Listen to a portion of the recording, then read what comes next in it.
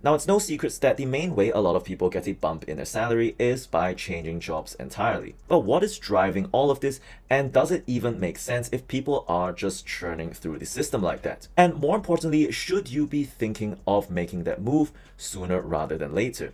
What is going on, everyone, and welcome back to A Baking Analyst, self-help through the lens of economics, finance, and some say crypto. If you're interested in this kind of content where we use finance bro language to break down real-world day-to-day decisions and problems, then you're going to want to make sure to stay subscribed to this channel so you do not miss future uploads. With that out of the way, let's jump right into today's video where we'll be talking about the brutal economics of why you should probably consider changing jobs sooner rather than later. Now, to understand why we get meager increments as well as slower promotions by sticking around rather than switching jobs, we need to explore this concept in economics, which relates to decision making and assessment of payoffs under uncertainty. Now, this will of course not apply in all scenarios, so do stick around till the end because we'll be talking about scenarios where this might not actually work and it might be worth staying a bit longer. So the idea of making decisions under uncertainty is that you can have a favorable outcome or a not so favorable outcome. And in the case of the former, you're going to get a much higher payoff than you would if you had gotten the other. Now, I've gotten those basics out of the way. We need to look at this scenario once again from the lens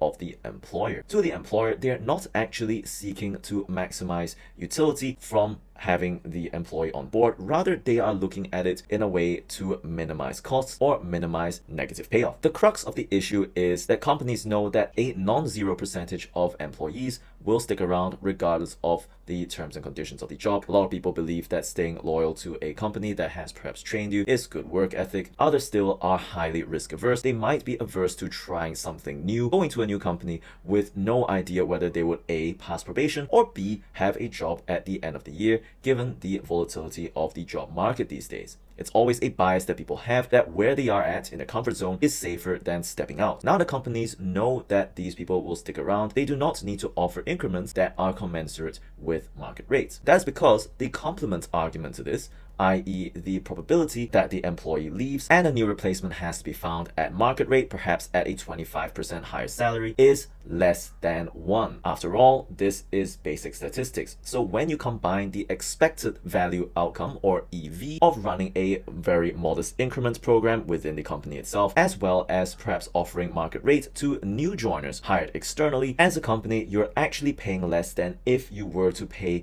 market rate at 100% certainty. For example, if there's a 25% chance that I'll need to pay someone $10,000 a month and a 75% chance that it will have to be $20,000 a month instead, the EV is going to be as follows on screen right now. Clearly, that is going to be much lower than the $20,000 that I will need to pay with certainty if I were to match market rates. So this is the entire idea why it might make sense for people to switch jobs sooner rather than later if they wanted to maximize their pay growth. Now, all of this may just sound like confirmation of what we've heard about stuff like corporate greed as well as modern day career advice. But importantly, there are some exceptions to this. And if you're thinking of switching out your job just to get that next bump sooner rather than later, then you're going to make sure that you do not fall into this category. Now, the exceptions to the rule are more likely to occur in places where turnover is traditionally higher, i.e. there is a smaller share of these employees that are so-called lifers at a company, and the market is also relatively fluid, meaning that people are able to exercise their exit options relatively easily. One example of this would be the finance industry. If you're familiar with a specific asset class, for instance,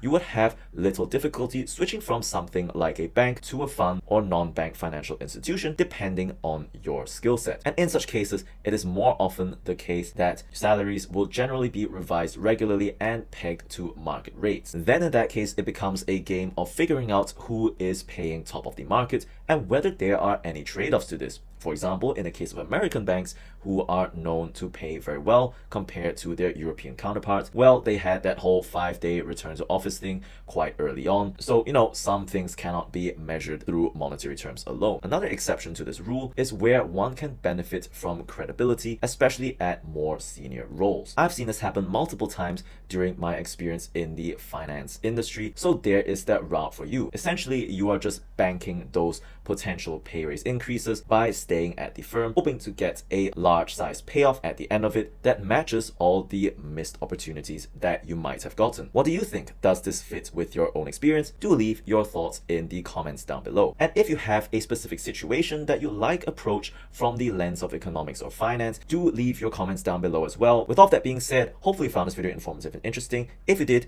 do leave a like and consider subscribing to this channel so you do not miss future uploads. And if you want to find out how the lens of economics and finance can be applied to something a bit more surprising, then you're going to want to check out this video over here. With all that being said, thanks for watching and I'll see you in the next one.